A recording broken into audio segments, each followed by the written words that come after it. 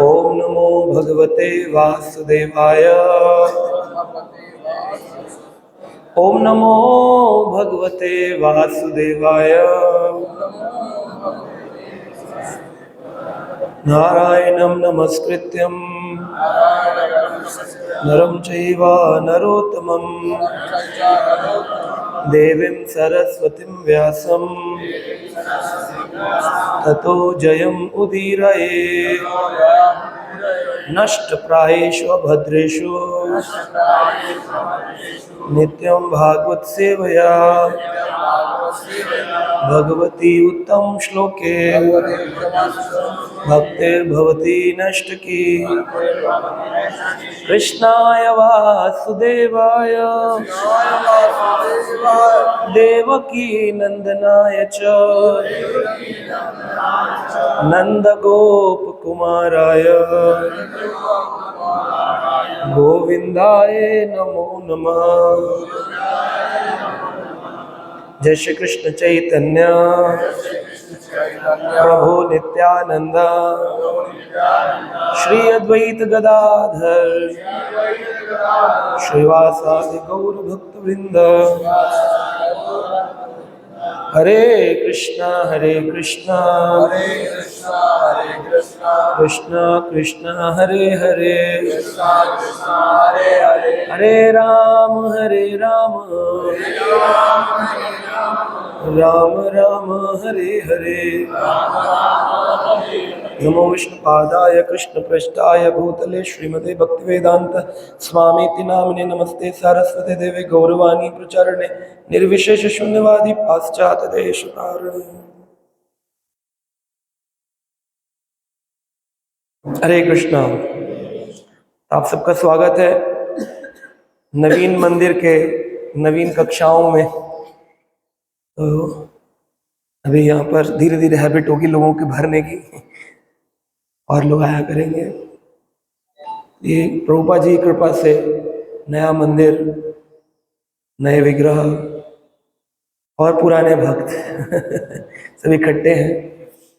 तो आज हम अभिराम ठाकुर महाशय जो कि चैतन्य लीलाओं में बहुत बड़ा रोल निभाते हैं उनकी चर्चा करेंगे।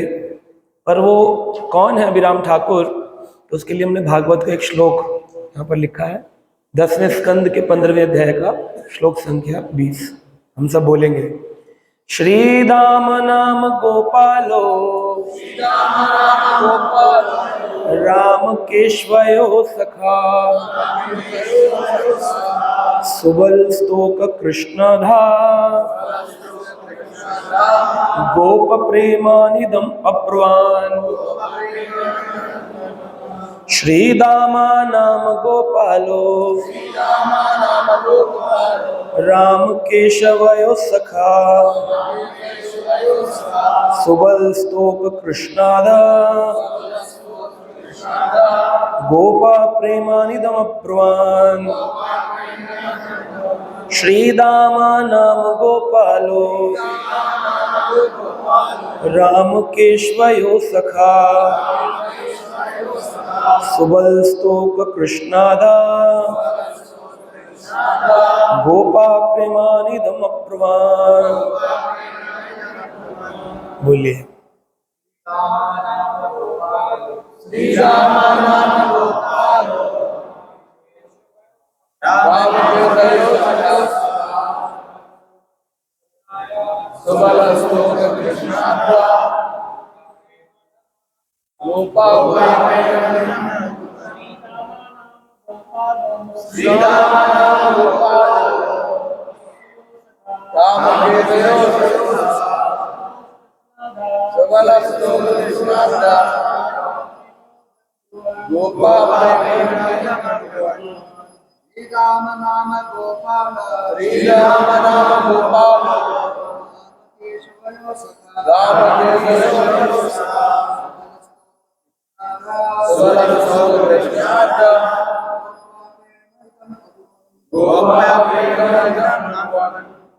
ठीक है, तो इसका मीनिंग नीचे करेंगे थोड़ा नीचे। मीनिंग नहीं है, मीनिंग ओके। तो यहाँ पर लिखा है श्रीदाम नाम गोपालो। भगवान श्री कृष्ण की लीलाओं में मुख्य रूप से 12 गोपाल हैं जो कृष्ण के सखा हैं। उनमें श्रीदामा नाम गोपालो, एक गोपाल है जिनका नाम है श्रीदामा। कौन है श्रीदामा? राधा रानी के भाई श्रीदामा। और जैसे राधा रानी की सखियां होती हैं, गोपियां होती हैं, कृष्ण के गोप होते हैं, ग्वाले। उनमें राम केशवयो सखा, राम यानी बलराम और केशव यानी कृष्ण के सखा श्री दामा नाम के गोप थे। सुबल, स्तोक कृष्ण और अन्य अन्य सभी गोपाल मिलकर प्रेमान एवं भगवान, उन्होंने प्रेम से राम कृष्ण से कहा।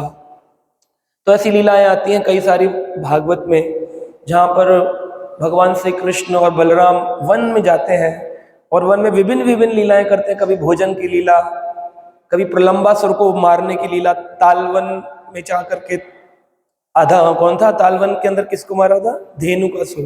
धेनुकासुर को मारने की लीला, उन सभी लीलाओं में श्रीदामा का नाम बार बार आता है। तो राधा कृष्ण का मिलन कराने में बड़े प्रबल सखा हैं श्रीदामा, और देखने में बिल्कुल राधा रानी जैसे दिखते हैं, सुंदर स्वरूप है। वही श्रीदामा कैसे गौरंग लीला में अभिराम ठाकुर बन जाते हैं। तो आज अगर देखा जाए तो किसका दिन है? श्रीदामा गोपाल का दिन है। तो इनकी एक लीला आती है भांडेर वन की। भांडेर वन वृंदावन में 12 ऐसे मुख्य वन है जिनमें भगवान ने मुख्य मुख्य लीलाएं करी हैं। वैसे तो वृंदावन में अनेकों वन है और अनेकों उपवन है। वन अगर गिने जाएं तो 122 से भी ज्यादा अधिक वन है। कहाँ से शुरू होता है? आपके हरियाणा के अंदर शुरू हो जाता है और अंत में उत्तर प्रदेश के आगरा के जिले तक, इधर अलीगढ़ तक शुरू हो जाता है और इधर सोना तक चला जाता है, आगे राजस्थान के डीग तक चला जाता है। इतना सारा एरिया 84 कोस, इसमें 122 वन है। मुख्य 12 है जिन्हें द्वादश कानन कहते हैं। तो उनमें से एक है भांडेर वन, जो कि प्रसिद्ध है राधा और कृष्ण के विवाह लीला के लिए, जब ब्रह्मा जी ने विवाह लीला करी थी। तो गोपाल चंपू में इसका वर्णन आता है। इस स्थान को रासस्थली भी कहते हैं, भांडेर वन को, क्योंकि वहां पर एक वृक्ष है जिसका नाम है वट वृक्ष। वट यानी बरगद का पेड़। उस वट वृक्ष के नीचे राधा कृष्ण ने अपनी रासलीला करी है, तो उसे रासवट भी कहते हैं, रासवट। तो हम जाते हैं वृंदावन में तो आपको देखेंगे वृंदावन में केशी घाट, चीर घाट और वंशीवट, वहां पर एक वट है वंशीवट। लेकिन वह वंशीवट नहीं है जो वंशीवट में ओरिजिनली लीलाएं होती हैं। तो जब हम ग्रंथों में जाते हैं, अनेक गोपाल चंपू या अन्य अपने गौड़िया वैष्णवाचार्य ग्रंथ पढ़ते पता चलता है चीर घाट भी वो घाट नहीं है जो वृंदावन में नाव राइड कराते हैं ना, चीर घाट पे आइए चीर घाट, वो चीर घाट नहीं है। चीर घाट पड़ता है जब आप इधर जाएंगे शेरगढ़ होडल में, तो शेरगढ़ के अंदर जाएंगे तो वहां पर खेचा दाऊ जी मंदिर है। दाऊ जी ने नदी को खींचा था, यमुना जी को। उससे आगे जाएंगे तो अक्षयवट आता है, और अक्षयवट के अंदर अंदर जाएंगे तो फिर वहां पर वो स्थली है जहां पर नंद बाबा को वरुण देव पकड़कर ले गए थे, उसका नाम है नंद घाट। उस नंद घाट के ही पास में एक वट है जिस पर चीर लीला हुई थी, चीर हरण लीला भगवान ने, तो इसलिए उसको ओरिजिनल चीर घाट है। वहां आज भी वो देवी का मंदिर है, कात्यायनी महामाए पति में कुर्तुम नमः, कृष्ण को हमारा पति बना दीजिए, वो महामाई का मंदिर आज भी। तो उसी की रेप्लिका में जैसे होता है ना प्रतिभू मूर्तियां, तो प्रतिभू स्थान भी होते हैं। तो चीर घाट जो वृंदावन में दिखता है वो प्रतिभू है, ओरिजिनल कहाँ है? तो वो बोलते हैं वो खेलन वन के अंदर है, खेलन वन पड़ता है। भांडेर वन और खेलन वन ये जुड़ा हुआ स्थान है। तो भांडेर वन में विवाह लीला हुई, उसे रास स्थली कहते, ओरिजिनल रास हुआ वहां पर, और कृष्ण वहां पर बांसुरी बजाया करते थे। आज भी अगर आप जाएंगे तो उस वट के अंदर कान लगाएं तो बांसुरी की धुन आती है। ट्राई करना चाहेंगे आप लोग? जाना चाहिए, हम लोगों को देखना चाहिए, सब हमारी भगवान कृष्ण की लीला स्थली है वंशीवट। तो भगवान कृष्ण के लिए लिखा है कि भगवान कृष्ण जब 3 वर्ष के थे तब आक्रमण होने लगे थे गोकुल के अंदर। राधा रानी रहा करती थी उस समय कहां पर? रावल में। ये कहां पड़ता है? महावन। देखा है आपने, उखल बंधन स्थली, जहाँ भगवान को उखल से बांधा था, उसे महावन कहते हैं। तो ये 12 वनों में महावन है। महावन में गोकुल और रावल 2 जगह है। तो गोकुल में कृष्ण का जन्म और रावल में राधा रानी का। अब ये दोनों जो थे, राधा रानी 1 वर्ष 15 दिन बाद कृष्ण के प्रकट हुई हैं। लोग बोलते हैं वो बड़ी है, लेकिन लीलाओं में वह छोटी बताई गई है, गोपाल चंबू में। तो कृष्ण भगवान आते हैं अष्टमी तिथि को, राधा रानी आती हैं उसी के 15 दिन पक्ष बदलने पर राधा अष्टमी तिथि को। तो ये कृष्ण भगवान के ऊपर आक्रमण हुए, पूतना का, तृणाव्रत का, यमला अर्जुन वृक्ष का। तो नंद बाबा ने वृषभानु महाराज से कहा, चलो कहीं चलते हैं ऐसी जगह जहां पे हमारे बच्चों पर कोई आक्रमण ना करे। तो निर्णय लिया गया, क्योंकि गायों के राजा थे नंद और बैलों के राजा थे वृषभानु महाराज, इसलिए उन्हें वृषभानु, वृषभ कौन होता है? बैल। वृषभ को जो पालन करते हैं उनका नाम है वृषभानु, वृषभानु। तो बैलों के राजा थे, बैल अनेक बैल थे उनके पास, 50,000 से भी अधिक बैल संख्या, गौवंश। और गायों की संख्या थी नंद के पास, क्योंकि नंदी आता है ना, नंद, उन्हीं से देखते हैं नंद, नंदी का पालन करने वाले, गायों का पालन करने वाले। तो वो ये भी हेड है, ये भी हेड है। तो उन्होंने प्लान किया, हम लोग जाएंगे किसी ऊंचे ऊंचे पर्वत पर रहेंगे। तो नंद बाबा को पता चला कि शिव जी बैठे हुए हैं अपनी जटा खोल करके, और वो कह रहे हैं कि मैं चाहता हूं कृष्ण के चरण मेरे मस्तक पर लगे। तो नंदीश्वर पर्वत के ऊपर नंद बाबा ने अपने घर वालों को शिफ्ट किया, और वृषभानु महाराज ने ब्रह्माचल पर्वत, यानी ब्रह्मा जी के 4 मुंह, उसके ऊपर अपने परिवार वालों को शिफ्ट किया, जिसके कारण बन गया बरसाना धाम। बोलो श्री बरसाना धाम की। बरसाना धाम आया। इससे पहले राधा रानी 2.5 साल की जब थी, तब रहती कहाँ थी? रावल में रहती, बाल लीला है।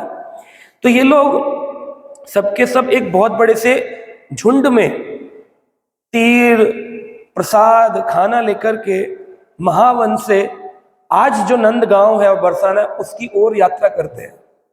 तो जब यात्रा करते हैं तो यात्रा करते वक्त सभी बैलगाड़ियों को अर्ध चक्राकार रूप में लगाया जाता है। अर्ध चक्राकार यानी हाफ मून, अर्ध चक्र। क्योंकि भगवान कृष्ण कौन सी तिथि को आते हैं? अष्टमी। अष्टमी को चंद्रमा कैसा होता है? अर्धचंद्र। तो अर्धचंद्राकार के रूप में लगाया जाता है, ताकि कृष्ण चंद्र प्रसन्न रहे। और कृष्ण बलराम दोनों ही, जो वृंदावन अभी हम जिसमें जाते हैं, इस्कॉन टेम्पल जो है, तो महावन से वृंदावन होते हुए नंद भाव और बरसाना जा रहे थे वृषभानु महाराज और नंद बाबा।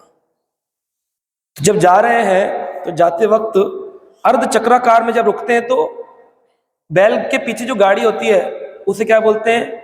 शटक बोलते हैं ना। शटकासुर को मारा था, उड़ा दिया था, उसके अंदर बैठ गया था बैलगाड़ी में आके, छटकासुर, शकटासुर, शकट बोलते हैं ना। तो जो शकट था, शकट ऐसे लगे हुए थे, सबकी गाड़ियां खड़ी थी और सबके बैल, सब गाय खोल दिए, थक गए थे। तो पानी पिलाने के लिए कृष्ण बलराम और साथ में श्री दामा पानी पिलाते हैं, और उनको वो थाली बड़ी पसंद आती है उनकी गायों को। तो उसी छठी के कारण छठी करा मार्ग पड़ा, कि यहाँ पर बैलगाड़ियों के छटके खड़े हुए थे, इसलिए नाम पड़ा छठी करा, छठी करा, छठी करा। तो ये छठी करा जो था, यहाँ पर कृष्ण बलराम ने लीला करी, गायों को पानी पिलाया। और नित्य प्रतिदिन जब नंद गांव में भी रहते थे, तो पानी पिलाने संध्या काल में गायों को आते थे भांडेर वन। तो उनको स्थली बड़ी अच्छी लगती है। तो इस प्रकार से कृष्ण ने एक दिन वृंदावन से जाने के प्लान बनाया कि मुझे जाना है, और अक्रूर जी लेने आए थे। 11 साल 56 दिन की उम्र थी केवल। तो अक्रूर जी लेने के लिए आ गए, और कृष्ण बलराम को स्वर्ण के ऊपर आभूषण आरोहण करके, स्वर्ण रथ के ऊपर कंस के, और ले गए। तो जब कृष्ण बलराम जा रहे थे, तो गोपियां जो थी वो रथ के आगे लेट गई, और कहती हैं कि हमारे प्राण चले जाएंगे, लेकिन हम कृष्ण बलराम को जाने नहीं देंगे। श्री राधा माधव ललिता विशाखा पंचतत्व गौर निधि सीताराम लक्ष्मण हनुमान की।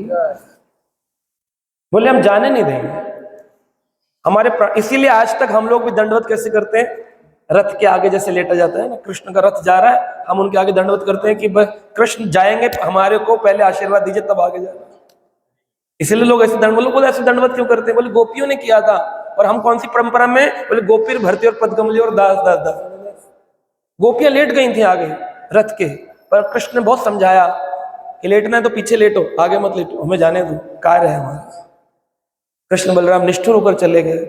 तो राधा रानी और गोपियों को तो आपने सुना है, लेकिन एक भक्त थे जिनका नाम था श्रीदामा। वो भांडेर वन पर वंशीवट के नीचे बैठे रहे और बांसुरी बजाते रहे, रोते रहे कि कान्हा कह के तो गया था आऊंगा परसों, दिन बीत गए बरसों, आया नहीं। रोते थे और रोते रोते बांसुरी बजाते थे। तो उनको भी बांसुरी बहुत सुंदर बजानी आती थी। इस कारण से उस वट का नाम श्रीदामा वट भी पड़ गया। तो आज आप जाएंगे तो उस वट पर आप दर्शन करेंगे, तो उसका नाम क्या है? रासवट, भांडेर वट, वंशीवट, श्रीदाम वट। तो एक ही वट को 4 नामों से जाना जाता है, उनकी अलग अलग टाइम की लीलाएं हुई। तो वंशीवट पर बैठे। अब जब भगवान गौरंग महाप्रभु लीला कर रहे थे, तो एक दिन गौरंग महाप्रभु नवदीप में कीर्तन कर रहे थे बड़ी जोर से, हरे कृष्णा कृष्णा कृष्णा हरे हरे, हरे राम राम राम हरे हरे।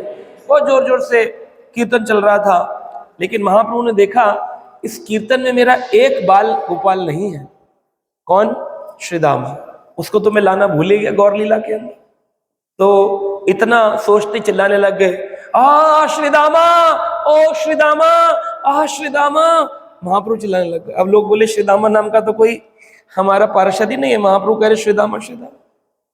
नित्यानंद प्रभु ने अपनी गोदी में लिटा लिया और गोदी में लिटाकर नित्यानंद प्रभु कहते हैं, क्या हुआ महाप्रभु? हरि बोल महाप्रभु, क्या हो गया, क्या हो गया, बताइए क्या हो गया? मूर्छित होकर जल डाल रहे हैं। महाप्रभु वापिस आकर कहते हैं, मेरा दिल पूर्ण रूप से टूट गया है निताई, न जाने मेरा श्रीदामा कहाँ रह गया। अब तुम्हारे ऊपर ये जिम्मेदारी है, व्रज जाओ और मेरे श्रीदामा को लेकर आओ। तो नित्यानंद ने कहा, जी अगर आपकी प्राण बचते हैं तो आपके उस 12 ग्वाल गोपालों में से वरिष्ठ गोपाल श्रीदामा को अवश्य मैं लेकर आऊंगा। क्योंकि कृष्ण चैतन्य कौन है? श्री कृष्ण चैतन्य, राधा कृष्ण नहीं अन्य। राधा रानी अपने भाई श्रीदामा से मिलना चाह रही है और कृष्ण अपने सखा श्रीदामा से मिलना चाह रहे हैं। इसलिए राधा कृष्ण रूप में गौरंग महाप्रभु चिल्ला रहे हैं, आ श्रीदामा, ओ श्रीदामा, ओ श्रीदामा। तो वो बोलते हैं ठीक है। अपनी नीले वस्त्र धारण करते हैं, नीली धोती, निताई अंग वस्त्र धारण करके अपनी जटाओं को ऊपर बांध लेते हैं ऐसे करके और चल देते हैं वृंदावन की व्रज यात्रा की ओर। और वृंदावन पहुंचकर अनेक स्थानों में जोर जोर से चिल्लाते थे, श्रीदामा श्रीदामा श्रीदामा। लेकिन श्रीदामा मिल नहीं रहे। वहां के कुछ लोकल लोगों से पूछा, श्रीदामा कहाँ मिलेंगे? श्रीदामा तो द्वापर युग में थे, तो कलयुग चल रहा है, 4500 साल बीत गए, कहाँ श्रीदामा? तब निताई तो बलराम है। उन्होंने ध्यान किया, पता चला गोवर्धन के अंदर एक गुफा है, उस गुफा में श्रीदामा बैठे बैठे रो रहे हैं, कृष्ण कृष्ण कृष्ण कृष्ण कृष्ण जप रहे, रो रहे। तो नित्यानंद ने जाकर कहा, अरे ओ श्रीदामा देखो मैं आ गया। अरे तू कौन?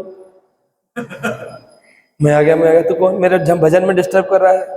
कहा, मैं तुम्हारा मित्र बलराम, जिसे तुम बलाई कहते थे। बलाई? बलराम को क्या कहते थे? बलाई। श्रीदामा मैं बलाई। कहते बलाई तो बहुत शक्तिशाली था, बड़ा विशाल था। अब द्वापर युग में हाइट ज्यादा होती थी और कलयुग में हाइट घट गई है, जैसे उम्र घट गई है। सतयुग में 1 लाख वर्ष उम्र होती थी, त्रेता युग में 10,000 वर्ष, द्वापर युग में 1000 वर्ष, कलयुग में 100 वर्ष। अब और घट गई है, 50-60 रह गई है। आते आते 50 साल, फिर 20 साल रह जाएगी। ऐसी हाइट भी पहले, अभी हम लोग 6 फुट के हैं ना, तो उसको डबल कर लो, ट्रिपल कर लो और 4 टाइम्स कर लो। तो अगर आप लगाओ, अगर ये 6 फुट के हैं, नित्यानंद कहते ना बड़े लंबे थे 6 फुट के, द्वापर युग में तो बलराम 12 फुट के थे, है? तो कुछ लोग कहते 5 हाथ, 10 हाथ, 15 हाथ, 20 हाथ, ऐसे युगों में परिवर्तन होता है। बड़े हाइट, डबल हाइट के थे श्रीदामा। कह रहे बलाई तो मेरे बराबर बहुत बलशाली था, तो छोटा सा है, तो बलाई कैसे हो सकता है? मुझे तुम पे शक है, तुम मेरे बलाई नहीं हो सकते। कहा नहीं मैं बलाई हूं। कहा प्रूफ करके बताओ। कहा देखो, अगर प्रूफ करना है तो तुम्हें मुझे पकड़ना पड़ेगा। अगर तुम मुझे पकड़ ली, क्योंकि हम लोग बहुत सारी लीलाएं करते थे, भागने दौड़ने वाली, रस्सा कशी लीलाएं, चोरी लीलाएं, तो तुम भागते थे, मैं तुम्हें पकड़ लेता था। तो अब मैं भागूंगा, तुम मुझे पकड़ कर दिखाओ, अगर बलाई हो तो पकड़ लो। और भागना शुरू कर दिया। कितना भागे? 4 बार गोवर्धन जी की परिक्रमा जो तो हम करते हैं ना, एक बार मुश्किल है चल के, 4 बार एक ही काल में दौड़ करके श्री दामा ने कर ली। और बलाई देखते पीछे मुड़ के, तो बलाई भी उसी स्पीड में, हरि बोल सुदामा, सुदामा मैं आ गया, सुदामा बस छूने वाले, तो रुक जाते हैं। तुम सच में बलाई हो, इतना शक्ति तो मेरे बलराम में ही हो सकती है, परंतु अभी भी मैं समझ नहीं पा रहा हूं तुम्हारी हाइट कैसे घट गई है, और अगर तुम बलाई हो तो मेरा कन्हैया किधर गया? तो कह रहे कन्हैया आजकल गौरांग बन गया है। हाँ, गौरांग बन गया है। क्यों बन गया है? बोले कलयुग के लोगों का उद्धार करने के लिए। वैसे तो भगवान त्रियुगी है, एक युग में भगवान सतयुग में आते हैं हिरण्यकश्यप को मारने के लिए, हिरण्याक्ष को मारने के लिए वराह रूप में और नरसिंह रूप में। लो श्री नरसिंह भगवान की। नरसिंह रूप में आते हैं, वराह रूप में आते हैं। त्रेता युग में भगवान राम रावण और कुंभकर्ण का वध करने के लिए आते हैं, और द्वापर युग में भगवान कृष्ण आते हैं ताकि दंत वक्र शिशुपाल का वध। इसलिए भगवान त्रियुगी है। लेकिन चतुर्युग में तो भगवान स्वयं आए हैं चैतन्य, फिर उनको चतुर्युगी क्यों नहीं कहते? क्योंकि इस युग में बलराम ने बताया श्रीदामा, कन्हैया ने अपने आप को भक्त रूप में रखा है, भगवान रूप में नहीं रखा है। पंच तत्वात्मकम कृष्ण भक्त रूप स्वरूपकम भक्त अवतारम भक्ताख्यम नमामि भक्त शक्तिकम। 5 शक्ति लेकर के प्रकट हुए हैं स्वयं भगवान। तो भगवान इसलिए कलयुग के लोगों का उद्धार करना है। इस युग में कोई अस्त्र शस्त्र नहीं लेंगे, केवल लोगों की मानसिकता को सुधारेंगे, उनके मन को सुधारेंगे। किससे सुधारेंगे? हरि नाम के जाप से। हरे कृष्णा हरे कृष्णा कृष्णा कृष्णा हरे हरे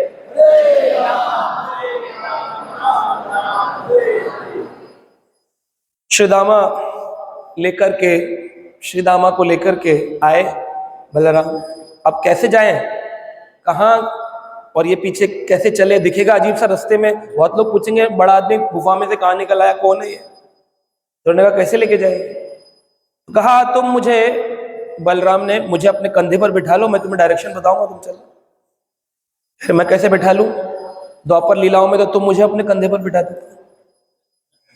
तो बोले लेकिन उस समय मैं इतना बलशाली था, बड़ा था, अभी मैंने अपना रूप जो लिया है छोटा लिया है। तो कहा अगर मैं तुम्हें मना कर दूं तो तुम्हारा मन टूट जाएगा। तो उन्होंने कहा देखो, तुम अपने इस रूप को छोड़कर ना एक माँ की गर्भ में जाओ और नवद्वीप में किसी ब्राह्मण के घर से जन्म लो, तब जाकर के तुम महाप्रभु से मिल पाओगे। तो उसने कहा मैं माँ की गर्भ में नहीं जाना चाहता हूँ। माँ की गर्भ में जाने का मतलब है कष्ट भोगना 9 महीने के। मुझे उस मल पीप पस में नहीं रहना है, मुझे मुक्त करो, मैं यहाँ भला हूँ, भजन कर रहा हूँ। कन्हैया से मिलना नहीं चाहोगे? कहा मिलना तो चाहूंगा, तो मिलने के लिए तो चलना पड़ेगा नवद्वीप। तो चलो नवद्वीप। उसके बाद निताई ने उनको कहा कि ठीक है तुम मेरे कंधे पर बैठो, और जैसे तैसे कर करके उनको नवद्वीप लेकर आया। यहाँ पर लाकर के सभी ग्वाल बालों से मिलाया और कृष्ण गौरांग महाप्रभु से मिलवाया, चैतन्य महाप्रभु से। चैतन्य महाप्रभु देख करके रोने लग गए, अरे श्रीदामा श्रीदामा श्रीदामा श्रीदामा, तुम मुझे छोड़कर कहाँ रह गए थे? कहा तुम मुझे भूल गए थे, लीला करते चले गए, मुझे छोड़ आए थे।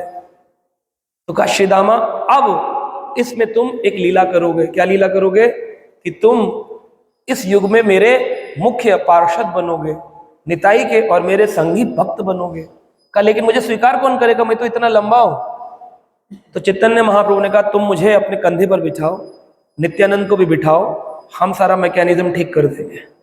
तो जैसे हनुमान जी ने राम लक्ष्मण को कंधे पर बिठाया, श्री दामा ने अपने दोनों कंधों पर बिठाया चैतन्य महाप्रभु को और नित्यानंद प्रभु को। जैसे ही बिठाया तुरंत उनका रूप आकार बदलकर एक नॉर्मल मनुष्य लीला जैसा रूप हो गया। और उन्होंने कहा आज से तुम्हारा नाम क्या है? अभिराम ठाकुर। यानी अभिराम ठाकुर किसी गर्भ से जन्म नहीं लिए। तो नित्यानंद ने बोला, नित्यानंद डाकी तबे बोले न हसिया, आजे हई त डाके सबे अभिराम भैया, यही नाम रखिलाम करिया निश्चय, श्रीदाम अमाय कभू भिन्न भेद नाई। श्री दामा में और अभिराम में कोई भेद नहीं है। नित्यानंद डाके तभी, ताली बजाकर बोलने लगे, नित्यानंद डाके तभी बाले न हसई, आज है ते डाके अभिराम भाई। ये अभिराम हो गया आज से डाकी। ताली बजा बजा कर बोलो अभिराम ठाकुर की। यही नाम रखिला करिया निश्चय, आज से इसका निश्चित ये नाम है। अभिराम को कभी कभी रामदास भी कहते हैं, अभिराम को रामदास, लेकिन है कौन? अभिराम ठाकुर। अभिराम ठाकुर बहुत सुंदर सुंदर इनकी लीलाएं हैं। अब अभिराम ठाकुर को किसके घर का जन्म हुआ बताया जाए तो बोले एक ब्राह्मण के घर का। इसलिए अभिराम ठाकुर का जन्म दिवस नहीं मनाया जाता है, आज हम उनका तिरुभाव दिवस मना रहे हैं। वैष्णवों का ज्यादातर प्रकट होने की लीला पता ही नहीं होती है, क्योंकि जब वो जन्म लेता है तो उसे पता ही नहीं होता माता पिता को कि ये वैष्णव होगा, इसलिए लोगों को ज्यादा पता नहीं होता। हम लोग तो मेटीरियल वर्ड से आए ना, तो हमें तो पता डेट ऑफ बर्थ, लेकिन जो पूर्व आचार्य वैष्णव हुए हैं वो जब जन्म लेते हैं बोले आषाढ़ चल रहा था, बारिश हो रही थी, दोपहर का टाइम तो पता नहीं, तो पता नहीं होता था एग्जैक्ट माँ को भी, और माता पिता चले जाते। लेकिन बाद में जब वो लीलाएं करके लोगों को परिवर्तित करके ग्रंथ वितरण करके प्रचार करके जब जाते थे बोले अरे अरे हरि बोल, लेट निश्चित करो। आज के दिन हमारे अभिराम ठाकुर तिरुभाव किए, चैत्र शुक्ल कृष्ण पक्ष में सप्तमी तिथि, आज के दिन अभिराम ठाकुर भगवत धाम वापिस पुनः कृष्ण लीलाओं में श्री दामा कृष्ण लीला में गए। तो ये बहुत ही अद्भुत इनकी लीलाएं हैं, हम सुनेंगे। कहते हैं चैतन्य महाप्रभु के चले जाने के बाद में नित्यानंद प्रभु का एक पुत्र था, उसका नाम है, क्या नाम है नित्यानंद प्रभु के पुत्र का? कौन बताएंगे? नित्यानंद महाप्रभु के पुत्र का क्या नाम है? नहीं मालूम किसी को? हाँ, जानवी और वसुधा दो उनकी पत्नी है, तो उनका पुत्र क्या नाम क्या है? उनका नाम है वीरभद्र। क्या नाम है? वीरभद्र। तो जो ये वीरभद्र है, इनका भी एक बड़ी अद्भुत लीला है। बताया जाता है अभिराम ठाकुर के पास अद्भुत अद्भुत चीजें हुई। सबसे पहले तो अभिराम ठाकुर वृंदावन से भांडेर वन से लाकर के हाइट कम करी गई, ब्राह्मण घर का बताया गया और सबसे मिलवाया गया। इंट्रोडक्शन होता है ना नए आदमी का, बोले अभिराम ठाकुर है, ये हमारे ब्राह्मण कुल के हैं, अभी वृंदावन से आए, ऐसे करके मिलवाया गया। अब शादी हो रही चाहिए गृहस्थ जीवन में, शादी किससे कराई जाए? तो श्रीदाम को बोला गया कि चैतन्य महाप्रभु ने कि तेरी शादी करवानी है। तो ये बड़ा सुंदर एक लीला आती है जो कि अभिराम लीलामृत नाम का ग्रंथ है। अभिराम लीलामृत, अभिराम ठाकुर की लीलाओं का वर्णन। तो उसमें कहते हैं मालिनी देवी जो इनकी पत्नी है, उनकी आविर्भाव तिथि की भी एक लीला है।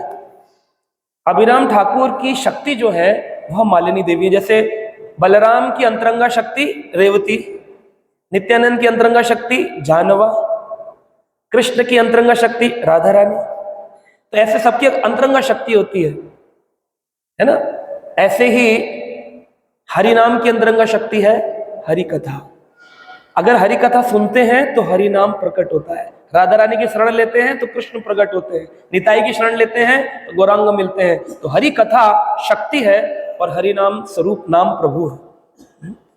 तो हरि कथा शक्ति, तो अपनी शक्ति मालिनी शक्ति एक लोहे के डब्बे में बंद कर यमुना जल में प्रकट करी, और यमुना जल में प्रकट करी, और यमुना जल से बहती बहती बहती बहती बहती बहती नवद्वीप पहुंची। तो नवद्वीप में एक नदी है, उसका नाम है कान्हा नदी। तो कान्हा के कुल के ऊपर, कान्हा कुल यानी किनारा, कान्हा नदी के किनारे पर कुले, कालिंदी कुले, सुना ना, कालिंदी कुले करे किलोल, जय जय राधा रमण हरि बोल। तो वहां पर बहुत सारे पक्षी कुलाल करते हैं, खेलते हैं, कुलेल। तो कुल यानी किनारा। तो कान्हा नदी के किनारे पर, जैसे कान्हा कुल कहते हैं, वहां पर ये डब्बा जो गार्डनर्स होते हैं ना, माली, उनको मिला। उन मालियों ने देखा एक बड़ा डब्बा है, तेजवान है, प्रकाश निकल रहा है। लोहे का डब्बा खोला तो अंदर एक शक्ति लेटी हुई है। कहा रे बड़ी सुंदर कन्या है, कौन है, क्या नाम है? शक्ति कहती है मैं अभिराम ठाकुर की शक्ति हूं, श्रीदामा की शक्ति हूं, और मैं प्रकट हुई हूं उनसे विवाह करने के लिए, उनकी लीलाओं को आगे सहयोग करने के लिए। क्योंकि मैं तुम माली लोगों के मध्य आई हूं और तुमने मेरे डब्बे को खोला है, तो इसलिए मेरा नाम मालिनी होगा। मालिनी, मालिनी माता की। तो उन्होंने कहा मैं आई इसी कारण से हूं। काजी को पता चला उस समय मुसलमान सरकार हुआ करती थी सारे बंगाल में। काजी को पता चला कि इनको एक खजाना मिला है, क्योंकि सारे लोग बोल रहे थे खजाना मिला है, खजाना मिला है ना। कई बार ऐसे लोग बोलते हैं खजाना मिला है, खजाना मिला। बाद में डब्बा खोलो तो पता चलता है जपमाला रखी हुई है। अब भक्तों का खजाना तो वही है, लेकिन भौतिक संसार के लोग बोलते खजाना है, खजाना है। तो उनको लगा कोई खजाना है, डब्बा खोलकर देखा तो उसमें तो शक्ति लेटी है। काजी बोला ये कौन है तेजवान का, यही तो खजाना है। तो शक्ति कहती काजी मैं शक्ति हूँ, पहली बार किसी बच्चे को बोलते हुए देखा। मुसलमान ने कहा तुम लोग कैसे पूजा करते हो? कहा सिंदूर से, तिलक से, इत्र से, जल से, पुष्प से, सब मंगाओ।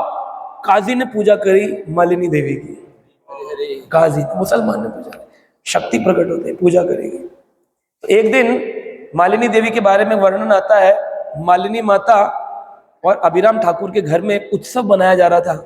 उनका जो घर था उसको उन्होंने घर का नाम नहीं दिया था, उसको उन्होंने दिया था उत्सव गृह। क्या नाम दिया था? उत्सव गृह। जब भी उनके घर के नीचे से निकलो तो आवाज आती थी हरे कृष्णा कृष्ण कृष्ण हरे हरे, हरे राम राम राम हरे हरे, कृष्ण कृष्ण कृष्ण हरे हरे, राम राम राम हरे हरे। कीर्तन होता रहता था। जो भी यात्री जाएंगे, अगर बंगाल में रुकना है तो पता था अभिराम ठाकुर का घर यात्री निवास है, वहां रुको, प्रसाद भी मिलेगा फ्री में, चार्ज भी नहीं लगेगा। तो जहां पर कई कई लोग उनके कमरों में लेटे रहते थे, वो लोग सोते नहीं थे, उन वैष्णवों की सेवा करते थे, आने जाने वालों की। और दोनों अभिराम ठाकुर और मालिनी माता मिलकर भजन करते थे। एक दिन निताई और गौरंग महाप्रभु बोले सबको खिलाते हो भोजन, हमको नहीं खिलाओगे? अभिराम ठाकुर बोले कहने की क्या बात है, आइए ना। तो भोजन उत्सव चल रहा है, बड़े अच्छा अच्छा भोजन बनाया गया है और मालिनी माता भोजन सर्व कर रही है। खेलन कुले, इस गांव का नाम है खेलन कुल, जहां पर मालिनी प्रकट हुई, और हाथ से भोजन दे रही हैं, पापड़, चावल, रोटी, दही, सब्जी सब दिया जा रहा है। इतने में जोर की हवा चलती है और जो उनका घूंघटा होता है वो मालिनी माता का हट जाता है। घूंघट हट जाना बंगाल में आज भी और राजस्थान में आज भी पालन करते हैं। दिल्ली में तो कम करते हैं, क्योंकि जो वैष्णव नहीं है वही, मतलब वो लोग तो मानते ही नहीं है, वैष्णव लोग थोड़ा थोड़ा करते हैं। घूंघट रखती माता, सिर के ऊपर पल्लू। बंगाल में सभी लोग रखते हैं और राजस्थान में अभी आज फॉलो होता है। तो बहुत जोर की हवा चली तो वो पूरा हट गया पल्लू, और उनके जो बाल थे वो आगे गिर गए। और महाप्रभु देख रहे हैं। अब इससे पहले कि महाप्रभु नीचे प्रसाद पाते पाते ऊपर देखें और उनकी ओर, तो उनको तो निर्लज्जता लगेगी कि अरे भगवान के आगे पल्ला हटा दिया, भगवान के आगे, भगवान के गुरु के, वैष्णवों के, वरिष्ठों के आगे पल्ला होना चाहिए, बाल बंधे होने चाहिए, कुले नहीं होने चाहिए। ऐसे निर्लज्जता हो जाएगी ये तो मेरे से। अब कैसे? अब दोनों हाथ में तो प्लेट है, अगर प्लेट नीचे रखें तो महाप्रसाद का अपमान होगा, क्या करें? तभी कहते हैं दो और हाथ निकले और एक ने बाल बांधे और एक ने पल्ला चढ़ा दिया। इससे पता चलता है कि अभिराम ठाकुर की शक्ति भी पूर्ण रूप से शक्तिशाली थी, मालिनी माता। तो ये दोनों के घर में कोई पुत्र नहीं था, संतान नहीं थी, तो दोनों प्रयास कर रहे थे। पहली संतान हुई तो अभिराम ठाकुर नित्यानंद को अपना मानते थे, निताई के पास गए। सॉरी, नित्यानंद के घर में कोई संतान नहीं थी। हाँ, नित्यानंद के पास में उनकी पत्नी जानवा और वसुधा दोनों साथ रहती थी। तो दोनों के घर में कोई संतान नहीं है। तो नित्यानंद के घर में जब संतान हुई पहली, तो उन्होंने अभिराम ठाकुर को बुलाया, ब्राह्मण हो हमारे घर आओ दर्शन के लिए। तो जब आए तो जैसे ही प्रणाम किया तो प्रणाम करते ही बच्चा मृत हो गया, डेथ हो गई उसकी। अब नित्यानंद महाप्रभु का बच्चा ही मर गया अभिराम ठाकुर के प्रणाम करने से। क्या ये तुमने क्या कर दिया? सब में शोक हो गया। अभिराम ठाकुर को देखो, इन्हें प्रणाम कर दिया। कह रहे अरे ये तो नसीब का होता है, इसमें अभिराम की क्या गलती है, उसने तो केवल प्रणाम ही किया, छुआ भी नहीं था। दूसरा बच्चा पैदा हुआ साल भर बाद। फिर अभिराम ठाकुर को बुलाया, अभिराम ठाकुर आए, अन्य भक्तों के फिर प्रणाम किया, फिर बच्चा मर गया। ऐसे नित्यानंद के 7 बच्चे मर गए। जब भी अभिराम ठाकुर आते थे, प्रणाम करते थे, बच्चे मर जाते। नित्यानंद ने कह दिया अब कोई भी संतान हो, लड़की हो लड़का हो, अभिराम को खबर नहीं मिलनी चाहिए। तो बोले अरे लेकिन तुम अन्न प्रशन करोगे, भोजन करोगे, चूड़ा कर्म करोगे, तब तो बुलाना ही पड़ेगा ना। बोले अरे लेकिन उसको बुलाने से बच्चे मृत हो जाते। मालिनी माता कहती कुछ भी करो, अभिराम को मत आने दो, अभिराम ठाकुर ना आए। अभिराम ठाकुर क्यों प्रणाम करते थे? क्योंकि अभिराम ठाकुर श्रीदामा है, भगवान के गोप है, उनको ये चेक करना था कि सामने वाला जो है ये भगवान की लीलाओं में कोई ऐसा वैसा असुर तो नहीं आ गया है। और जब चेक करते थे तो पता चलता था ये तो कोई साधारण जीव आया है। साधारण जीव को भगवान की लीला में परमिशन नहीं है, उसकी चेकिंग करनी है। इसलिए आज भी आप वृंदावन जाओ तो शिव जी चेक करते द्वारपाल बन के, आपकी एंट्री होनी चाहिए कि नहीं होनी चाहिए। आप जाएंगे जगन्नाथपुरी तो बाहर ही 32 पैसा सीढ़ी के नीचे ही काशी विश्वनाथ जी का मंदिर है, उनको प्रणाम करना पड़ता है। बोले अरे प्रणाम नहीं करेंगे तो जगन्नाथ जी एंट्री नहीं देंगे। आप देखकर तो आएंगे लेकिन आपको अनुभूति नहीं होगी, परिवर्तन नहीं होगा, आनंद नहीं होगा। तो हर जगह शिव जी द्वारपाल बने हुए हैं, हनुमान जी द्वारपाल बने हुए हैं, गरुड़ द्वारपाल बने हुए हैं, और अभिराम ठाकुर भी द्वारपाल है, गोप है ना। तो कहते कृष्ण लीला में उसको जाने दूंगा, निताई चैतन्य लीला में जो परम भगवान का अंश होगा, इसलिए चेक करते थे। और एक बार की बात है, नित्यानंद प्रभु अभिराम ठाकुर आदि जा रहे थे शिवानंद सेन के साथ यात्रा पे। तो उस समय उनको भूख लगी थी नित्यानंद प्रभु, तो उन्होंने कहा अभिराम तुम्हें प्रसादम का अरेंजमेंट की सेवा दी गई है ना, इतना क्रोध किया, इतना क्रोध किया, अरे इतनी भूख लग रही है। ऐसा होता ना कभी कि गुस्सा आ जाता है प्रसाद के टाइम पे, कोई बुला ले या ज्यादा देर कर दे। तो बोले इतनी गुस्सा आई उनको, नित्यानंद प्रभु ने कहा कि अरे भाई सेवा है सब कुछ। तो अभिराम ठाकुर जो थे, नित्यानंद प्रभु ने कहा कि अभिराम के बच्चे मर जाए, ऐसा बोलता है ना, तेरा तो बेड़ा गर्क हो जाए, भूख लगी हुई है, खाना नहीं दे रहा, यात्रा पे ले आया, 2 बज गए। ऐसे मुझे बहुत लोग बोलते हैं ऐसा, क्योंकि भाई टाइम पर नहीं हो पाता यात्रा तो जो नए नए जाते हो कहते हैं भूखा मार दिया, मर जाओ तुम। तो उन्होंने कहा अभिराम ठाकुर को इसके बच्चे मर जाए। मालिनी माता तो रोने लग गई, नित्यानंद के मुख से निकला है तो हमारे तो बच्चे होंगे ही नहीं, और होंगे तो मर जाएंगे। तो जाकर के प्रसाद का अरेंजमेंट किया गया, लाकर खिलाया गया। बोले निताई पहले तुम खा लो, बलराम है ना बलशाली, पहले तुम खा लो, संतुष्ट हो जाओ, उसके बाद फिर सोचे जाएगा। जब वो संतुष्ट हो गए तो उन्होंने कहा कोई बात नहीं, यह श्राप तुम्हारा ना होकर मेरा हो जाए। इसलिए भी उनके साथ संतान मरी, क्योंकि स्वयं भगवान चाह रहे। तो अभिराम ठाकुर जब 8वीं बार आए और उन्होंने प्रणाम किया आने के लिए, तो नाव वाले को कहते हैं नाव वाले मुझे लेकर चलो, मैंने सुना है नित्यानंद के घर में संतान उत्पन्न हुई 8वीं। नाव वाला कहता है हम नहीं जाएंगे, खाली नहीं है। कह रहे कोई भी तो नाव नहीं है, तुम ही और तुम खाली हो, मुझे ले चलो। कहा नहीं हम नहीं ले जाएंगे तुमको। तो नाव वाले के उस पर चढ़ने लग गए अभिराम ठाकुर दौड़ करके। तो नाविक ने क्या किया, जल्दी जल्दी लोटा लेकर पानी भर दिया नाव में और नाव डुबा दी। नाव पानी के अंदर चली गई। जब नाव चली गई तो नितिन ये क्या किया तुमने? अरे आप चढ़ रहे थे, मेरे को इंस्ट्रक्शन है नित्यानंद प्रभु का कि मैं आपको ले जाना सकता हूँ उस पार, गंगा के उस पार। ले जाना चाहिए, नहीं ले जा सकता हूँ। अभिराम ठाकुर ने जो चादर बांधा था उस चादर को ऐसे बैलून की तरह बनाया, पानी में गीला करके, और उसके सहारे तैरते हुए गंगा पार कर ली। वहां पहुंच गए तो सब बच्चे को ना लेकर आने का प्रण दे रखा था कि बच्चा अगर अभिराम ठाकुर आ जाए तो दिखाना मत। सब घबराए हुए थे। अभिराम ठाकुर बोल रहे कहाँ है संतान, कहाँ है संतान, दिखाओ दिखाओ। कह रहे नहीं नहीं नहीं हमारा बच्चा भी सो रहा है, सो रहा है। कह रहे नहीं दिखाओ संतान कहाँ है। अंदर घुस गए और जबरदस्ती घुस करके संतान को प्रणाम किया। अब सब लोग दिल पकड़कर बैठ गए। नित्यानंद वसुधा जानवा कि अब क्या होगा। देखा तो जोर जोर से बच्चा हंस रहा था तो फिर उन्होंने ध्यान लगाया और पता चला कि ये तो स्वयं विष्णु का साक्षात स्वरूप ही नित्यानंद के पुत्र के रूप में आज वीरभद्र बन करके प्रकट हुआ है। हरि बोल। तो ये वीरभद्र बनकर के आए वसुधा देवी के। तो और वीरभद्र का जब जन्म हुआ तो उन्होंने फिर वीरभद्र अष्टकम नाम का एक अष्टक लिखा वीरभद्र के ऊपर। किसने लिखा? अभिराम ठाकुर ने। वीरभद्र अष्टक, बहुत सुंदर 8 पंक्तियां लिखी वीरभद्र के गुणगान गाते हुए। तो जो ये वीरभद्र है ये करुणाशायी विष्णु का स्वरूप बताया जाता है। और अगर आप अभिराम ठाकुर ने साथ में उद्घोषित कर दिया, क्योंकि नित्यानंद तो अब बड़े हो गए हैं, आने वाले लोग जो नित्यानंद और चैतन्य को न देख पाए, अगर वो केवल वीरभद्र का संग कर लेंगे तो उनको चैतन्य महाप्रभु के संग का फल प्राप्त होगा। ऐसा अनाउंसमेंट कर दिया। फिर से कुछ वर्ष बाद उनके घर में एक कन्या का उत्पन्न हुई। वो कन्या को भी प्रणाम किया और वो भी बच गई। तब पता चला कि वो गंगा माता ही उनके घर में प्रकट हुई हैं और उनका नाम रखा गया गंगा देवी, जो नित्यानंद की पुत्री थी गंगा देवी। बाद में वो बहुत बड़ी वैष्णवी बनी, गंगा माता गोस्वामिनी। तो गंगा देवी जो थी उनके ऊपर उन्होंने 100, अभिराम ठाकुर ने 100 वर्सेस लिखे गंगा की महिमा पर, गंगा देवी की महिमा पर।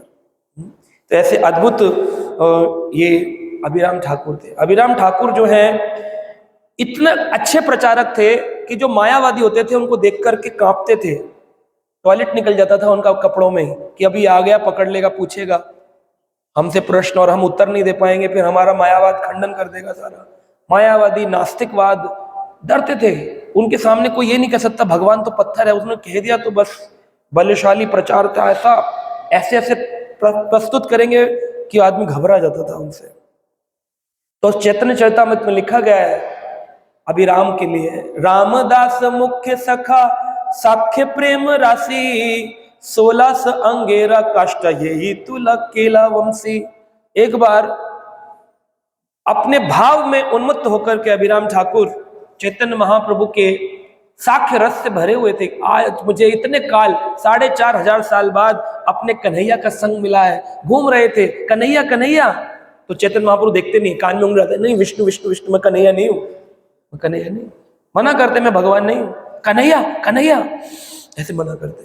कह रहे वहां तो हम बांसुरी बजाते थे, यहाँ तो बांसुरी है ही नहीं, बांसुरी बजाएंगे हम, वहां वंशी वट पे बजाते थे, बांसुरी बजाएंगे बांसुरी। महाप्रभु मना कर रहे, नहीं नहीं नहीं नहीं। तभी अचानक से देखते, कह रहे लकड़ी कहाँ मिलेगी? तो कहते एक बहुत बड़ा पेड़ टूटा हुआ था आंधी से ना, पेड़ टूटा हुआ था, जिस पेड़ को उठाने के लिए कई जगह लिखा है 16 आदमी जिस पेड़ को उठाए, 16 आदमी पेड़ को उठाए, तना टूटा हुआ, वो अभिराम ठाकुर ने अकेले उठा लिया एक हाथ से, और उसमें छिद्र करके बांसुरी बना ली और उसे बजाने लग गए। और चैतन्य महाप्रभु की आंखों में अश्रु आने लग गए कि वाह अभिराम कितनी सुंदर वंशी सजा रहे। तो ये अभिराम ठाकुर की ऐसी अद्भुत लीलाएं हैं। रामदास मुख्य सखा, भगवान के मुख्य सखा है। साख्य प्रेम राशि, जब प्रेम बहुत ऊंचा हो गया, 16 अंगेर काष्ठा, 16 आदमी जिस काष्ठ को उठाते हैं, यही तुली केला वंशी, उससे उन्होंने बंसी बना दी। ऐसी अद्भुत लीला चैतन्य चरितामृत में आई है। इनके घर में कथा कीर्तन चलता था, बहुत अद्भुत भाव में रहते थे। जब भी किसी पत्थर को देखते थे प्रणाम करते थे, चेक करने के लिए विष्णु पत्थर है या साधारण पत्थर है। अगर विष्णु पत्थर होगा शालिग्राम तो बच जाएगा, साधारण पत्थर होगा तो 2 टुकड़ों में टूट जाता था। किसी भी पत्थर को, मूर्ति को प्रणाम करे वो 2 भाग में टूट जाएगी। जब तक उसमें विष्णु तत्व नहीं होगा बचेगा नहीं। सारे लोग भागते थे, अरे यार हम प्रणाम कर दिया तो हमारा क्या, हम तो चले जाए, मर जाएंगे, भागते थे उनसे सब। इस प्रकार से अभिराम ठाकुर श्रीखंड में आए एक बार, और श्रीखंड में मुकुंद दास रहा करते थे, जो कि चैतन्य महाप्रभु के बड़े अद्भुत पार्षद थे। उनका एक पुत्र था रघुनंदन ठाकुर, जिसके लिए भगवान ने लड्डू खाया था। मुकुंद दास कहकर चले गए थे कि मैं किसी काम से बाहर जा रहा हूं, रघुनंदन तुम भोग लगा देना। रघुनंदन भूखा बैठा रहा लड्डू लेकर के। माँ ने बनाए थे कि ठाकुर जी खाते नहीं है गोपीनाथ जी, और मेरे पिताजी कहते हैं कि भगवान रोज खाते हैं, हम लोग तो ब्राह्मण हैं, ब्राह्मणों को तो भोग खाना चाहिए, भगवान को क्यों नहीं खा रहे हैं। तो बैठे रहे भूखे भूखे, 1 दिन 2 दिन निकल गए, जब तक पिताजी आए फिर भगवान ने उस भोग को खा लिया। तो माँ के पास आया, बोला माँ भगवान ने भोग खा लिया। माँ कह रही प्रसाद कहाँ है? प्रसाद तो भगवान खा गए ना भोग। हम लोग थाली लगाते हैं, इस्कॉन मंदिर में नीचे से लाते हैं गोविंदा से लड्डू पेड़ लाकर ऊपर देते हैं। अगर भगवान खा जाए और पुजारी ऐसे खाली डब्बा बाहर रख दे तो ऑडियंस कहेगी ये क्या हो गया, भक्त कहेंगे ये क्या हो गया, हमारा लड्डू कौन खा गया? बोले भगवान को लाए थे तो भगवान ने खा लिया। भाई पंडित जी खा गए होंगे, भगवान थोड़ी खाते हैं। सबको बिलीव है भगवान खाते नहीं है, ये बिलीव है। सोचो हमारा सनातन बिलीव कैसा है, हमें विश्वास है कि हमारे भगवान नहीं खाते फिर भी हम भोग लगाते, ये हमारा विश्वास है। और खा जाए तो अरे मीडिया बुलाओ, खा गए। तो रोज क्या करते हो? रोज भोग नहीं लगाते, खाते नहीं। तो ऐसा ही हुआ, रघुनंदन ने भोग लगाया, खा गए। मुकुंद दास को पता चला। मुकुंद दास कहते चालाकी करता है, भगवान कभी खाते हैं? भगवान तो केवल दृष्टि से खाते हैं। नहीं मेरा तो पूरा चट कर जाते हैं, मैं भूखा हूं। अगर तेरा खाया है तो आज फिर खाएंगे, चला लड्डू बना के दिए, खिलाए। और छुप करके मुकुंद दास देख रहे थे। रघुनंदन के पुकारने पर गोपीनाथ जी प्रकट हुए और उनके हाथ से लड्डू खा लिए। जैसे ही पकड़ा था लड्डू, उतने में ही मुकुंद दास ने झांक कर देख लिया और उनको झांकता हुआ देख करके गोपीनाथ जी फिर विग्रह बन गए। लड्डू गोपीनाथ, हाथ में लड्डू है, गोपीनाथ जी विग्रह बन गए। मुकुंद दास पिता थे और रघुनंदन पुत्र था। ये बात जब चैतन्य महाप्रभु को पता चली, उन्होंने कहा कौन पुत्र कौन पिता, कौन पिता है कौन पुत्र है? अरे जिसके पास भक्ति है वो पिता है और जिसके पास भक्ति नहीं है वह पुत्र है। अगर कोई पुत्र भक्त बन जाए और बोले नहीं पिताजी बोल रहे मेरे भक्ति छोड़ दो, अरे जिसके पास भक्ति है वह पिता है। किसने कहा? चैतन्य महाप्रभु ने कहा। कौन गुरु, कौन पिता, कौन पुत्र? मुकुंद तुम इसके पुत्र हो, ये तुम्हारा पिता है जिसने तुम भगवान को प्रकट किया है, अपने हाथ से लड्डू खिलाया है। तभी ये लड्डू गोपाल बहुत सारे पॉपुलर हुए लोगों के अंदर कि लड्डू लड्डू आधा लड्डू खाया। किसका खाया? रघुनंदन ठाकुर का खाया। तो ऐसे रघुनंदन के पास एक बार आए मुकुंद दास के पास अभिराम ठाकुर, कहते मैं मिलना चाहता हूँ। कह रहे मिलेगा तो प्रणाम करेगा, प्रणाम करेगा तो मेरा रघुनंदन चला जाएगा। तो उन्होंने कहा नहीं नहीं वो है नहीं घर में, तुम जाओ। तो उन्होंने कहा मुकुंद ऐसे क्यों कहते हैं मुकुंद जी, रघुनंदन तो बहुत ऊंचा है, मैं मिलना चाहता हूँ, उसने गोपीनाथ को लड्डू खिलाया, मैं मिलना चाहता हूँ उससे। कहा नहीं नहीं वो तुमसे नहीं मिलना चाहता, वो है नहीं घर में। अब भेज दिया। अभिराम ठाकुर मुड़े ही थे, श्रीखंड में आगे गए थे, पीछे से आवाज लगाई गई। रघुनंदन ठाकुर को पता चला कि अभिराम ठाकुर चले गए, तो रघुनंदन ठाकुर चिल्लाते अभिराम जी अभिराम जी अभिराम जी। तो उन्होंने एक दूसरे को गले लगाया और दोनों ही बोरडंगा नामक एक स्थान है, वहां पर जोर जोर से नृत्य किए। हरे कृष्णा कृष्ण कृष्ण हरे हरे हरे राम हरे। तो इस प्रकार से अभिराम ठाकुर और रघुनंदन ठाकुर ने नृत्य किया। इतना नृत्य किया कि रघुनंदन ठाकुर के पांव की जो नूपुर थी पायल, वो गिरकर वहीं गिर गई। फिर वहां के भक्तों को प्राप्त हुई। वो आज भी अगर आप जाएं, चैतन्य महाप्रभु ने जहाँ संन्यास लिया था ना कटवा में, उसके पास एक जगह है, इसका नाम है करवी। करवी में आज भी उनकी रघुनंदन की पायल की पूजा होती है। जैसे श्यामानंद पंडित को राधा रानी की पायल मिली थी वृंदावन में, ऐसे ही रघुनंदन ठाकुर की पायल आज भी करवी में पूजा की जाती है, कटवा के पास है। तो ये बहुत अद्भुत अद्भुत लीला अभिराम ठाकुर ने अपने जीवन में करी। एक बार की बात बताते हैं कि उनके घर के आगे कानाकुल, काना नदी के किनारे उनका घर था। कानाकुले, कुले यानी किनारा, वहां पर अभिराम ठाकुर मालिनी देवी रहते थे। तो उन्होंने कहा कि हमारे घर के बाहर इतना सुंदर गार्डन है, लेकिन कोई मंदिर नहीं है, कोई भगवान नहीं है, कुछ नहीं है, और बड़े ही ऐसे भाव में रहते थे। तो उस समय ये लोग कानाकुल के कृष्णा नगर में रहते थे। तो एक दिन भगवान गोपीनाथ ने स्वप्न में कहा, अभिराम क्योंकि तुम श्री दामा हो और राधा रानी के सखा हो, मतलब भाई हो, तो तुम्हें मैं अपने गोपीनाथ रूप में, समझ रहे हैं आप, गोपीनाथ रूप में तुम्हें अपना दर्शन दिखाऊंगा। तो कहाँ मिलेंगे? बोले तुम्हारे घर के आंगन में खुदाई करो, मैं वहां भी विग्रह रूप में प्राप्त होऊंगा।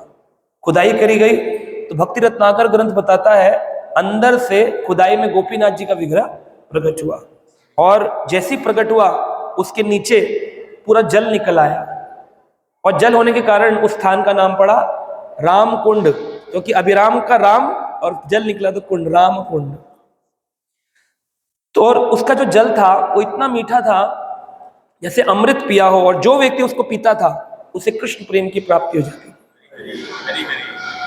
आज भी वो विग्रह है, उनकी प्रार्थना करते हैं भक्त लोग। आप भी बोलिए, वंदे हम श्री श्री गोपीनाथ महाप्रभुर विजते यत्र अभिरामो महान गोसाई युतः पद कमलम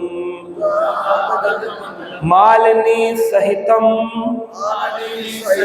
साख्यम अवतारम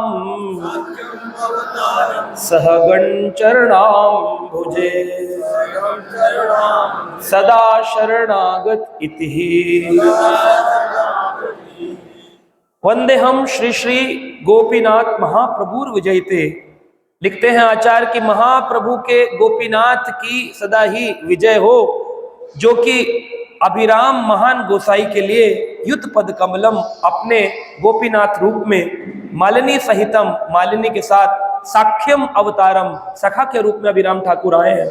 सहगण चरणाम्बुजे, वैसे अभिराम के चरण अंबुज यानी पंकज, कमल चरण, चरणाम्बुजे अंबुज चरण, पंकज कमल चरण, उनको हम प्रणाम करते हैं। सदा शरणागत इति, सदा सदा हम अभिराम ठाकुर के शरण में रहें, ऐसा भाव भक्तों को रखना चाहिए। तो अभिराम ठाकुर जो थे उनको एक कोड़ा भी प्राप्त हुआ था, जिस कोड़े का नाम है चाबुक, जो कि घोड़े का चाबुक था। वो चाबुक उठा लाए थे जंगल में से, और चाबुक जिसको भी मारते थे उसे कृष्ण प्रेम की प्राप्ति होती थी। कहते हैं घोरार चाबुक नाम जय मंगल, क्या है बोलिए, घोरार चाबुक नाम जय मंगल, घोरार चाबुक नाम जय मंगल, घोरार चाबुक नाम जय मंगल, घोरार चाबुक नाम जय मंगल, ताहा मारी करे लोके प्रेम विवल, तारा मारी ताहे मारी करे लोक प्रेम विवल, घोरार चाबुक नाम जय मंगल, घोरार चाबुक नाम जय मंगल, ताहा मारी करे लोक प्रेम विवल, तारा मारी, जिसको भी छू देते थे वो प्रेम विवल हो जाता था। हरि बोल हरि बोल हरि बोल हरि बोल हरि बोल हरि बोल, ऐसा हो जाता था। श्रीनिवास आचार्य, नरोत्तम दास ठाकुर, ये वैष्णव गौड़ीय के लास्ट लीनेज में आते हैं। श्रीनिवास आचार्य, एक है श्रीनिवास पंडित, वो पंचतत्व में आते हैं। एक है श्रीनिवास आचार्य, श्रीनिवास पंडित अलग है, श्रीनिवास आचार्य। श्रीनिवास आचार्य बाद में परंपरा में आए, गोपाल भट्ट गोस्वामी के बाद, नरोत्तम दास ठाकुर के। वो लोगों ने बंगाल में बहुत प्रचार किया, ग्रंथ लिखते थे, छापते थे खुद ही हाथ से। हम लोग तो प्रिंटेड बुक डिस्ट्रीब्यूशन नहीं कर पाते, वो सिंगल सिंगल बुक डिस्ट्रीब्यूट करते, लिख लिख के हाथ से, पूरे पूरे ग्रंथ कॉपी पेस्ट, फिर प्रिंट डिस्ट्रीब्यूशन, फिर प्रिंट डिस्ट्रीब्यूशन, लिखाई बाइंडिंग करके, ऐसा प्रचार इन्होंने किया। तो एक दिन श्रीनिवास आचार्य ने अभिराम ठाकुर से कहा कि मुझसे कोई जैसी गलती हो गई है प्रचार कार्य में, क्योंकि अभिराम ठाकुर महान प्रचारक है, तो लीडर जो है अथॉरिटी को बताना पड़ेगा हमसे प्रीचिंग में गलती हो गई है। तो उन्होंने कहा अच्छा, प्रचार में गलती ये नहीं सही जाएगी, कुछ भी गलती कर दो लेकिन प्रचार में गलती सही नहीं जाएगी। उठाया चाबुक, जय मंगल, शटा, एक बार मारा, शटा, दो बार मारा, शटा, तीन बार मारा। तो मालिनी ने हाथ पकड़ लिया, श्रीनिवास आचार्य मर जाएंगे, कितना मार रहे हैं उनको। सब लोग घबरा गए थे कि अब श्रीनिवास का क्या होगा, हंटर मारे हैं 3 बार। थोड़ी देर बाद दिखते हैं श्रीनिवास आचार्य जमीन में लौट रहे थे, हरि बोल हरि बोल हरि बोल हरि बोल हरि बोल हरि बोल हरि बोल। उनको प्रेम प्राप्त हो गया था, चैतन्य महाप्रभु का कृष्ण प्रेम उनके हृदय में जागृत कर दिया था केवल 3 हंटर से। ये जय मंगल चाबुक की शक्ति थी अभिराम ठाकुर के। तो ऐसे अभिराम ठाकुर बहुत सुंदर सुंदर लीलाएं करी उन्होंने मालिनी देवी के साथ में, और अंत में ये भगवान वरंग महाप्रभु के साथ लीला कर, जब महाप्रभु चले गए, इन्होंने वीरभद्र के साथ, नित्यानंद के पुत्र के साथ बहुत सारी लीलाएं करी। ये ना देखा है गौरा देखे आर बार, पुनः बार से ही गौरा वीर अवतार। इन्होंने बोला, अभिराम ठाकुर ने क्या बोला है, ये ना देखी गौरा देखे आर बार, जैसे गौर पूर्णिमा बनाते हैं चैतन्य महाप्रभु का जन्मदिन, ये ना देखी गौरा देखे आर बार। अगर देखना चाहते हो तो क्या देखो, पुनर्बार से ही गौरा वीर अवतार। दोबारा देखना है तो वीरभद्र का अवतार देख लो, वीरभद्र में और गौरांग महाप्रभु में कोई भेद नहीं, ऐसा कहा। और आज चैत्र मास के इस कृष्ण पक्ष की सप्तमी तिथि के दिन अपने धाम को वापस पुनः अभिराम ठाकुर चले गए। तो ये अभिराम ठाकुर जो हैं, इनके घर के बाहर ही एक गार्डन हुआ करता था, जिसके पास में एक नदी बहती थी, द्वारकेश्वर नदी, और उसमें एक पेड़ था जिस पेड़ में भजन करते थे, और उस भजन के कारण वो पेड़ सिद्ध बकुल के नाम से फेमस है। एक सिद्ध बकुल जगन्नाथपुरी में, जहाँ पर हरिदास ठाकुर भजन करते थे। और एक सिद्ध बकुल बंगाल में है, किसका है वो? अभिराम ठाकुर का, द्वारकेश्वर नदी के किनारे अभिराम ठाकुर का सिद्ध बकुल। तो अभिराम ठाकुर की परंपरा आज भी जीवित है। आप बांकुड़ा जाएंगे बंगाल में, तो बांकुड़ा में उनके परिवार के वंशज आज भी रहते हैं, अभिराम ठाकुर के। और कुछ लोग काना नदी के किनारे, कानाकुल के किनारे कृष्णा नगर में रहते हैं। तो वो लोग बताते हैं हम लोग अभिराम ठाकुर के वंशज हैं। ज्यादा पुरानी बात नहीं, 500 साल पुराने तो हम लोगों के भी वंशज मालूम है हमको। ये दादा थे, परदादा थे 500 साल पहले, ज्यादा बड़ी। और ये तो एंड में आए, चैतन्य महाप्रभु के बाद में आए हैं, तो और भी कम टाइम हुआ है उनको। तो आज के दिन उनका तिरुभाव तिथि है, तो हमें उनसे ही प्रार्थना करनी चाहिए कि जिस प्रकार वह कृष्ण प्रेम अपने चाबुक से सबको देते थे, वह कृष्ण प्रेम हमारे हृदय में भी आज जागृत करें अपनी जय मंगल चाबुक से। बोलो अभिराम ठाकुर की, तिरुभाव तिथि की, श्री श्री राधा माधव ललिता विशाखा की, सीताराम लक्ष्मण हनुमान की, पंच तत्व गौर निताय की, श्री अभिराम ठाकुर तिरुभाव तिथि की, निताय निताय गौर हरि प्रेमानंद।